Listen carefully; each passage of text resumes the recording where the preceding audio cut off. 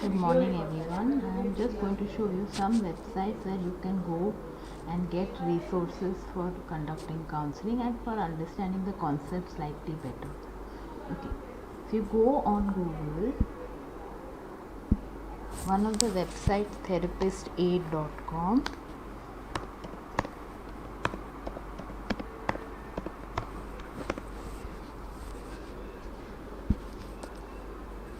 you will see over here there are very nice worksheets that are there. Most of them are free worksheets, most of them are printable. Okay, and also you can also decide to filter by topic.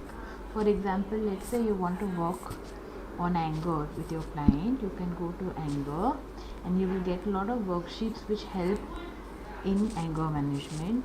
Similarly, if you want to work with anxiety of your client, you can decide, you can go ahead and go through that. If you want to stick to a particular therapeutic modality, let's say you would like to work on the paradigm of CBT, you can click on CBT and you will get a lot of worksheets that function within that paradigm.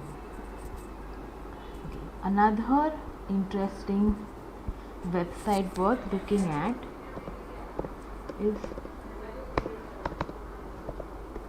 Good Therapy.